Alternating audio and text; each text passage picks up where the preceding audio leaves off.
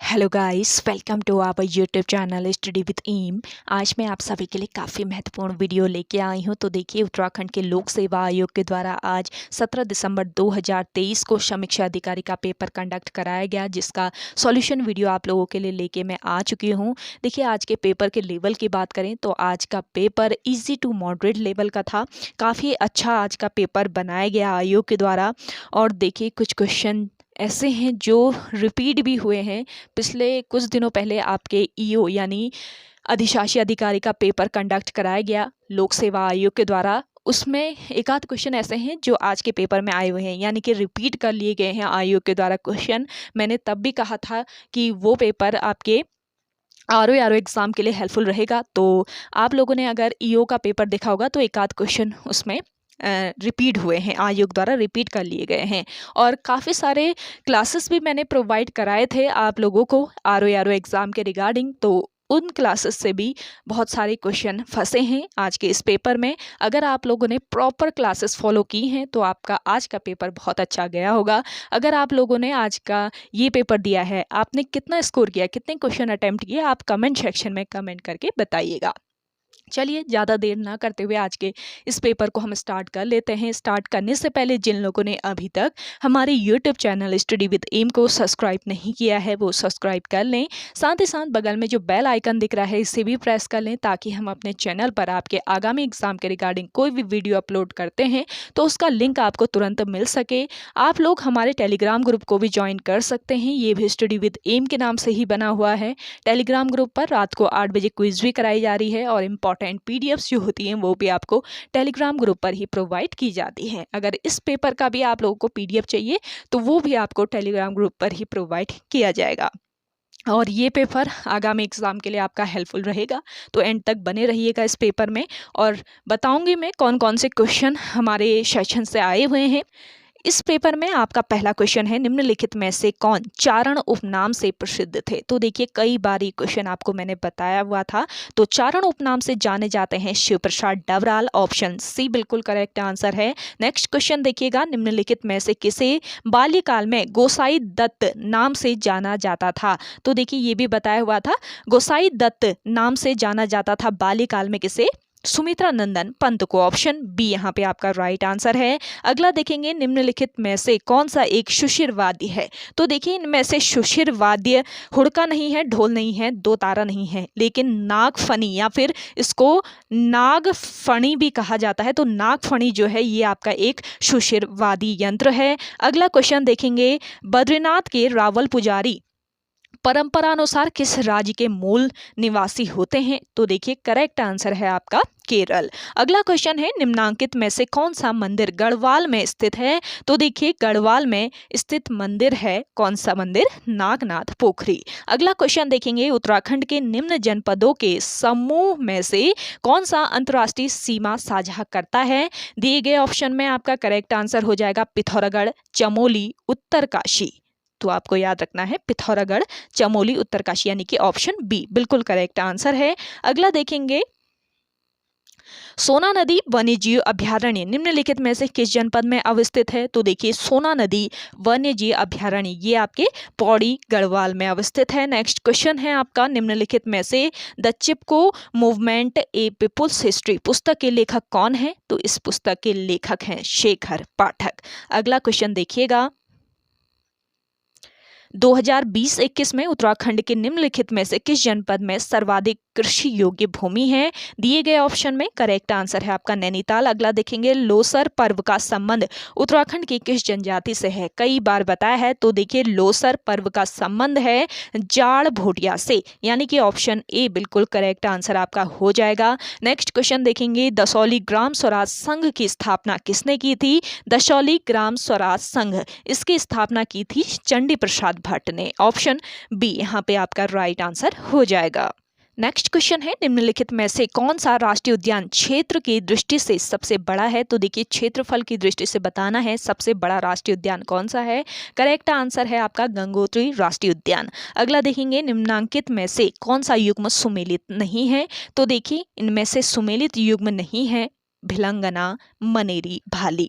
तो option B बिल्कुल right answer हो जाएगा। अगला देखेंगे, भारत वन स्थिति रिपोर्ट 2021 के अनुसार उत्तराखंड के निम्न में से किस जनपद में सर्वाधिक वन हैं? तो पहले बताया हुआ है ये क्वेश्चन मैंने, तो करेक्ट आंसर हो जाएगा आपका नैनीताल। अगला क्वेश्चन देखेंगे, निम्नलिखित में से कौन सा युग्म सही सुमेलित नहीं है? तो देखिए इनमें से सही सुमेलित युग्म नहीं है आपका दियारा बुग्याल, रुद्रप्रयाग। दियारा बुग्याल कहाँ पर स्थित है? अगर आपको आंसर आता है आप कमेंट करके बताइएगा। अगला देखेंगे, टिहरी दरबार ने वर्ष 1928-29 में वन सलाहकार के रूप में डॉक्टर एफ हेस्क की सेवाएं ली। वे किस देश के थे? बताना है किस देश के ये निवासी थे। तो करेक्ट आंसर हो जाएगा आपका जर्मनी। अगला देखिएगा, गार्डनर के द्वारा कुमाऊं तथा गढ़वाल में प्रथम राजस्व बंदोबस्त किस वर्ष लागू किया गया? बताना है। तो करेक्ट आंसर हो जाएगा 1815, वर्ष 1815। अगला क्वेश्चन है आपका, निम्नलिखित को सही सुमेलित कीजिए तथा दिए गए कूट से सही उत्तर चुनिए। तो देखेंगे दिए गए ऑप्शन में सबसे पहले सही सुमेलित कर लेते हैं। संतोपद की बात करते हैं तो संतोपद जो हिमानी है या हिमनद है या फिर ग्लेशियर है, यहाँ से उद्गम होता है अलकनंदा नदी का। गंगोत्री हिमनद से किस नदी का उद्गम होता है? भागीरथी नदी का। मीलम से होता है गौरी गंगा का, और नामिक से होता है पूर्वी रामगंगा का। तो इस हिसाब से आपका करेक्ट आंसर हो जाएगा ऑप्शन सी। अगला क्वेश्चन देखिएगा, किस जनजाति को सौखा के नाम से भी जाना जाता है? तो देखिए सौखा के नाम से भी जाना जाता है भूटिया जनजाति को। ऑप्शन सी करेक्ट आंसर है आपका इस क्वेश्चन का। अगला देखिएगा, उत्तराखंड पंचायती राज संस्थाओं में महिलाओं के लिए कितनी सीटें आरक्षित हैं? तो देखेंगे करेक्ट आंसर हो जाएगा 50%। बहुत बार बताया है। अगला देखेंगे, उत्तराखंड के किस जनपद में गन्ने का उत्पादन सर्वाधिक होता है? गन्ने का उत्पादन सर्वाधिक होता है उधम सिंह नगर जनपद में। अगला देखेंगे, उत्तराखंड बजट 2023-24 में राजकोषीय घाटे का लक्ष्य कितना है? बताना है। तो देखेंगे करेक्ट आंसर हो जाएगा आपका जीएसडीपी का 2.7%। ऑप्शन ए बिल्कुल करेक्ट आंसर है। अगला देखेंगे, निम्नलिखित में से कौन एक उत्तराखंड राज्य की सबसे बड़ी जल विद्युत परियोजना है? तो देखिए उत्तराखंड राज्य की सबसे बड़ी जल विद्युत परियोजना है इनमें से टिहरी जल विद्युत परियोजना। अगला क्वेश्चन है, उत्तराखंड में चल रही चार धाम परियोजना निम्नलिखित कार्यों में से किससे संबंधित है? तो देखिए चार धाम परियोजना जो है ये सड़क निर्माण कार्य से संबंधित है। ऑप्शन ए करेक्ट आंसर है। अगला देखेंगे, उत्तराखंड प्रदेश में किस फसल की पैदावार नहीं होती है? तो देखिए यहाँ पे नारियल की पैदावार नहीं की जाती है। ऑप्शन सी बिल्कुल राइट आंसर हो जाएगा। अगला क्वेश्चन है आपका, उत्तराखंड की वन नीति का एक महत्वपूर्ण उद्देश्य है। उत्तराखंड की वन नीति का एक महत्वपूर्ण उद्देश्य क्या है? पर्यावरणीय स्थिरता एवं पारिस्थितिकीय संतुलन स्थापित करना। तो ऑप्शन ए बिल्कुल करेक्ट आंसर है। अगला देखेंगे, उत्तराखंड में सिंचित कृषि भूमि को क्या कहा जाता है? कई बार बताया था। तो इसका राइट आंसर जो था क्या था? तलाऊ। ऑप्शन ए बिल्कुल राइट आंसर है। ये पेपर आगामी एग्जाम के लिए भी हेल्पफुल रहेगा। आप लोग एंड तक बने रहें एंड आप लोग इस पेपर को शेयर जरूर कीजिएगा ताकि ज़्यादा से ज़्यादा लोग इस पेपर को देख पाएं और उनको हेल्प मिल सके आगामी एग्जाम के लिए। अगला देखिएगा, उत्तराखंड के चारों धाम कौन कौन से हैं? पता ही होगा आपको, गंगोत्री, यमुनोत्री, बद्रीनाथ और केदारनाथ। तो इन जनपदों में से किस समूह में ये स्थित है? बताना है। तो दिए गए ऑप्शन में करेक्ट आंसर हो जाएगा उत्तरकाशी, रुद्रप्रयाग, चमोली। तो ऑप्शन डी करेक्ट आंसर है। अगला देखेंगे, अविभाजित गढ़वाल राज्य का अंतिम नरेश कौन था? अविभाजित गढ़वाल राज्य का अंतिम नरेश यानी अंतिम राजा था इनमें से प्रद्युम्न शाह। ऑप्शन डी बिल्कुल राइट आंसर है। अगला देखेंगे, गढ़वाल लोकसभा क्षेत्र के प्रथम निर्वाचित सांसद कौन थे? दिए गए ऑप्शन में आपका करेक्ट आंसर हो जाएगा भक्त दर्शन। ऑप्शन ए बिल्कुल करेक्ट आंसर है। नेक्स्ट क्वेश्चन है, मलेरिया की प्रसिद्ध दवा कुनैन को प्राप्त किया जाता है। तो देखिए कुनैन को कहाँ से प्राप्त किया जाता है? सिनकोना की छाल से। अगला है आपका, निम्नलिखित में से कौन सा रेडियोधर्मी पदार्थ उत्सर्जित नहीं करता? तो देखिए रेडियोधर्मी पदार्थ उत्सर्जित नहीं करता है प्रोटॉन। अगला क्वेश्चन है आपका, निम्न में से किस औषधि का उपयोग अपच के उपचार के लिए होता है? तो देखिए एंटासिड जो होता है ये अपच यानी कि इंडाइजेशन को क्योर करने के लिए किया जाता है। अगला क्वेश्चन देखेंगे, एक छड़ की तापीय चालकता डैश पर निर्भर करती है। एक छड़ की तापीय चालकता जो है ये छड़ की सामग्री पर निर्भर करती है। अगला क्वेश्चन है ओएमआर से अभिप्राय है। ओएमआर से क्या अभिप्राय है, यानी कि इसका फुल फॉर्म क्या है बताना है। तो करेक्ट आंसर हो जाएगा इनमें से कोई नहीं। अगला क्वेश्चन है आपका किसी प्रोग्राम में बग ढूंढने की प्रक्रिया कहलाती है। किसी प्रोग्राम में बग ढूंढने की जो प्रक्रिया है ये क्या कहलाती है, डिबगिंग कहलाती है। अगला देखेंगे IPv4 एड्रेस में डैश बिट्स होती है। दिए गए ऑप्शन में आपका करेक्ट आंसर हो जाएगा 32 बिट्स। अगला क्वेश्चन है कंप्यूटर में 1 KB बराबर है। कंप्यूटर में 1 KB बराबर है 1024 बाइट के। अगला क्वेश्चन है किस वेद में सभा और समिति को प्रजापति की 2 बेटियां कहा गया है। करेक्ट आंसर हो जाएगा आपका अथर्ववेद। नेक्स्ट क्वेश्चन है निम्नलिखित में से कौन मगध राज्य की प्रथम राजधानी थी। मैंने आपको बताया था मगध की जो प्रथम राजधानी थी कहाँ पर थी, राजगृह में थी। आपको GS की क्लासेस भी मैं प्रोवाइड करा रही थी इस एग्जाम के रिगार्डिंग। अगर आपने फॉलो किए होंगे तो काफ़ी अच्छा पेपर आपका आज का रहा होगा। आपने स्टडी विद एम को फॉलो किया या नहीं किया वो भी आप कमेंट करके बताइएगा। अगर आपके कोई आगामी एग्जाम है उसके लिए भी यहाँ पे प्रॉपर क्लासेस प्रोवाइड की जाएंगी, तो आप लोग ज्वाइन कर सकते हैं। अभी आपका VPDO का पेपर होने वाला है, तो VPDO के एग्ज़ाम के लिए भी आपको यहाँ पे प्रॉपर क्लासेस दी जाएंगी, तो आप लोग ज्वाइन कर सकते हैं उन क्लासेस को। अगला देखेंगे विटामिन E का रासायनिक नाम क्या है बताना है। दिए गए ऑप्शन में आपका करेक्ट आंसर हो जाएगा टोकोफेरॉल। अगला देखेंगे खाद्य श्रृंखला में शाकाहारी है। तो देखिए खाद्य श्रृंखला में शाकाहारी है आपका उत्पादक। ऑप्शन बी इस क्वेश्चन का राइट आंसर है। आप लोगों ने इस पेपर को अभी भी शेयर नहीं किया है, आप लोगों से एक रिक्वेस्ट रहेगा शेयर जल्दी से आप लोग कर लीजिए।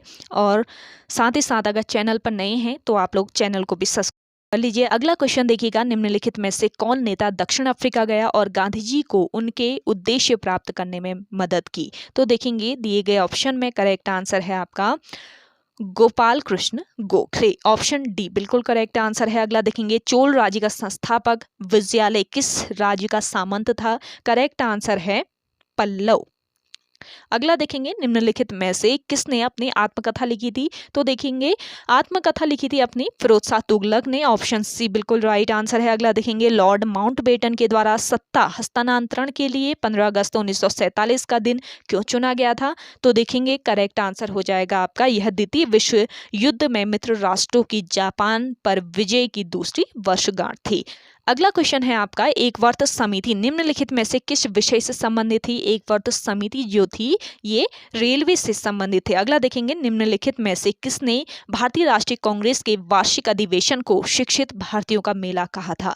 तो करेक्ट आंसर है इस क्वेश्चन का लाला लाजपत राय ने। नेक्स्ट क्वेश्चन है भारतीय संविधान के निम्नलिखित में से किस अनुच्छेद के अंतर्गत भारत के राष्ट्रपति के निर्वाचन के लिए अर्हताएं निर्धारित हैं। तो देखेंगे दिए गए ऑप्शन में आपका करेक्ट आंसर हो जाएगा अनुच्छेद 57। नेक्स्ट क्वेश्चन है भारतीय राजनीतिक व्यवस्था का कौन सा कालखंड एकल दलीय प्रभुत्व व्यवस्था के रूप में विशेषीकृत है। करेक्ट आंसर है इस क्वेश्चन का आपका वर्ष 1947 से वर्ष 1967। अगला क्वेश्चन है आपका निम्नलिखित में से किस वाद में भारत के सर्वोच्च न्यायालय ने संविधान की आधारभूत संरचना के सिद्धांत का प्रतिपादन किया।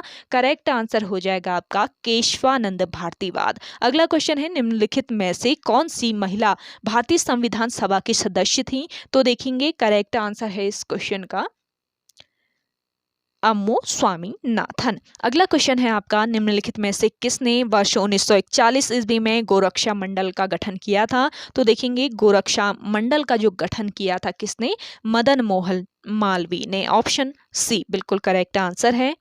नेक्स्ट क्वेश्चन है निम्नलिखित में से भारतीय संविधान का कौन सा अनुच्छेद संविधान संशोधन की प्रक्रिया की विवेचना करता है। कई बार बताया है मैंने, तो दिए गए ऑप्शन में आपका करेक्ट आंसर हो जाएगा अनुच्छेद 368 यानी कि ऑप्शन डी बिल्कुल राइट आंसर है। अगला क्वेश्चन है निम्नलिखित में से कौन सा अनुच्छेद पंचायतों की वित्तीय स्थिति के पुनर्वलोकन हेतु वित्त आयोग के गठन का प्रावधान करता है। करेक्ट आंसर है अनुच्छेद 243। क यानी कि ऑप्शन ए बिल्कुल करेक्ट आंसर है आपका।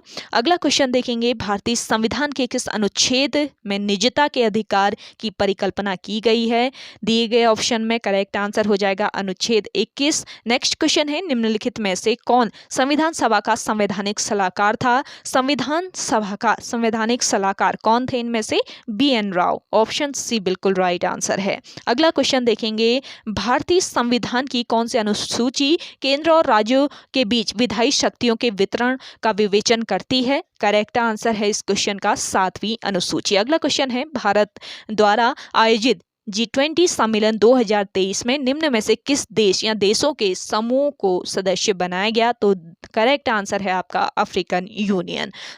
अगला क्वेश्चन है आपका, बहुआयामी निर्धनता सूचकांक यानी कि MPI में निम्नलिखित में से कौन सा एक सम्मिलित नहीं है, बताना है। करेक्ट आंसर है आपका प्रति व्यक्ति आय। अगला क्वेश्चन है, भारत सरकार के जल जीवन मिशन के अंतर्गत निम्न में से कौन सा कार्यक्रम चलाया जा रहा है? तो इस कार्यक्रम का नाम है हर घर जल, ऑप्शन सी यहाँ पे आपका राइट आंसर है। अगला क्वेश्चन देखेंगे, सतत विकास लक्ष्य 2030 में निम्नलिखित में से कौन सा एक लक्ष्य 4 के रूप में चिन्हित है? तो लक्ष्य 4 के रूप में चिन्हित है आपका कौन सा? शिक्षा, ऑप्शन ए बिल्कुल राइट आंसर है। नेक्स्ट क्वेश्चन देखेंगे, भारतीय संविधान की प्रस्तावना निम्नलिखित में से किस दस्तावेज या कानून पर आधारित है? दिए गए ऑप्शन में करेक्ट आंसर हो जाएगा आपका उद्देश्य संकल्प। अगला क्वेश्चन है, the Indian constitution corner stone of a nation पुस्तक के लेखक कौन है? तो इस पुस्तक के लेखक हैं कौन? ग्रेनविल ऑस्टिन, ऑप्शन ए बिल्कुल राइट आंसर है। अगला क्वेश्चन देखेंगे, बोकारो स्टील संयंत्र का विकास निम्न में से किसके सहयोग से किया गया था? बोकारो स्टील संयंत्र का जो विकास है ये रूस के सहयोग से किया गया था, ऑप्शन सी बिल्कुल राइट आंसर है। नेक्स्ट क्वेश्चन है, निम्नलिखित में से कौन सा युग्म सुमेलित नहीं है? तो देखेंगे दक्षिण पूर्वी रेल भुवनेश्वर, ये आपका सुमेलित नहीं है। अगला देखेंगे, भारत में सर्वाधिक जनसंख्या वृद्धि दर दशक था? तो देखेंगे करेक्ट आंसर हो जाएगा आपका 1961 से 1971 तक, तो ऑप्शन बी बिल्कुल राइट आंसर है। नेक्स्ट देखेंगे, आहोम जनजाति भारत के किस राज्य से संबंधित है? आहोम जनजाति जो है इसका संबंध है असम से। अगला क्वेश्चन है, निम्नलिखित नदियों को पश्चिम से पूर्व के क्रम में व्यवस्थित कीजिए। करेक्ट आंसर हो जाएगा आपका चंबल, बेतवा, केन और सोन, ऑप्शन बी बिल्कुल राइट आंसर है। अगला क्वेश्चन है, निम्नलिखित में से कौन एक सही सुमेलित नहीं है? लॉयस्क गुंटूर, ये आपका सही सुमेलित नहीं है। अगला देखेंगे, 2011 की जनगणना के अनुसार भारत के किस राज्य में नगरीय जनसंख्या का प्रतिशत सर्वाधिक है? आपको कई बार मैंने बताया है, तो करेक्ट आंसर हो जाएगा तमिलनाडु। अगला क्वेश्चन है, निम्न में से किस राज्य में 2011 की जनगणना के अनुसार अधिकतम जनसंख्या वृद्धि दर थी? करेक्ट आंसर हो जाएगा मेघालय। अगला क्वेश्चन देखिएगा, प्रधानमंत्री मुद्रा योजना संबंधित है? प्रधानमंत्री मुद्रा योजना ये आपके लघु व्यवसाय इकाइयों से संबंधित है, ऑप्शन बी इस क्वेश्चन का राइट आंसर हो जाएगा। अगला क्वेश्चन देखेंगे, कर्क रेखा निम्नलिखित में से किस राज्य से होकर नहीं गुजरती है? तो देखेंगे ये जो क्वेश्चन है आपका ईओ के पेपर में पूछा गया था, उत्तराखंड के लोक सेवा आयोग के द्वारा ही ये पेपर कंडक्ट कराया गया था ईओ का, तो इसमें ये क्वेश्चन आपका पूछा गया, आज सीधे छपा है ये क्वेश्चन आपका, देखिए इस पेपर में भी। तो जो रिपीटेड क्वेश्चन है उसमें भी आपको हेल्प मिल जाती है। आपका जो आगामी एग्जाम होने वाला है उसमें भी इस पेपर के द्वारा आपको काफ़ी हेल्प मिल सकती है, तो आप लोग इस पेपर को अच्छे से सॉल्व कीजिएगा। तो देखिए इस क्वेश्चन का जो करेक्ट आंसर हो जाएगा क्या हो जाएगा? मणिपुर। जो आपकी कर्क रेखा है ये मणिपुर से होकर नहीं गुजरती है। अगला क्वेश्चन है आपका, भारत ने वर्ष 2023 एशियाई खेलों के दौरान डैश स्वर्ण पदक जीते? करेक्ट आंसर हो जाएगा 28 स्वर्ण पदक। अगला क्वेश्चन है, अक्टूबर 2023 में उत्तराखंड के मुख्य निर्वाचन अधिकारी कौन थे? तो करेक्ट आंसर है आपका वी षणमुगम, ऑप्शन बी यहाँ पे आपका राइट आंसर है। अगला देखेंगे, वर्ष 2023 में महिला फुटबॉल विश्व कप किस देश द्वारा जीता गया? तो स्पेन द्वारा यह विश्व कप जीता गया था। अगला क्वेश्चन है, वर्ष 2023 में किस भारतीय ग्राम को UNWTO द्वारा सर्वश्रेष्ठ पर्यटन ग्राम का पुरस्कार प्रदान किया गया है? करेक्ट आंसर हो जाएगा आपका धोरडो। अगला क्वेश्चन है 31 अक्टूबर 2023 को भारतीय राष्ट्रपति द्रौपदी मुर्मू ने निम्नलिखित में से किसके स्थापना दिवस समारोह में भाग लिया था? तो यहाँ पे आपका करेक्ट आंसर हो जाएगा लद्दाख। अगला देखेंगे, वह स्थान जहां विक्रम लैंडर ने चंद्रमा को छुआ था उसे डैश नाम दिया गया था। तो देखेंगे जहां पर विक्रम लैंडर ने चंद्रमा को छुआ था उसे शिव शक्ति का नाम दिया गया था। ऑप्शन बी यहाँ पे आपका बिल्कुल राइट आंसर है। अगला क्वेश्चन है, वर्तमान में उत्तराखंड राज्य में महाविद्यालयों एवं विश्वविद्यालयों में प्रवेश हेतु किस पोर्टल का प्रयोग किया जा रहा है? इस पोर्टल का नाम है समर्थ पोर्टल। अगला क्वेश्चन है, नारी शक्ति वंदन विधेयक संविधान के किस संशोधन द्वारा पारित हुआ है? तो यहाँ पे आपका राइट आंसर हो जाएगा संविधान संशोधन 128वां। ऑप्शन बी यहाँ पे आपका राइट आंसर है। अगला देखेंगे, निम्न में से किस राज्य ने वर्ष 2023 में जाति आधारित जनगणना आयोजित एवं प्रकाशित करवाई थी? करेक्ट आंसर है आपका बिहार। अगला देखेंगे, एशियन गेम्स 2023 आयोजित हुए। एशियन गेम्स 2023 ये आपके कहाँ पर? हांगझाओ में आयोजित हुए। अगला क्वेश्चन है, वर्ष 2023 के लिए Dada Saheb Phalke life time achievement सम्मान किसे प्रदान किया गया है? करेक्ट आंसर हो जाएगा वहीदा रहमान। नेक्स्ट क्वेश्चन है, वर्ष 2023 का नोबेल शांति पुरस्कार डैश को प्रदान किया गया? तो 2023 का नोबेल शांति पुरस्कार ये आपके प्रदान किया गया है नरगिस मोहम्मदी को। ऑप्शन सी बिल्कुल करेक्ट आंसर है। अगला देखेंगे, अगला क्वेश्चन है, नहावा शेवा बंदरगाह निम्न में से किस शहर में स्थित है?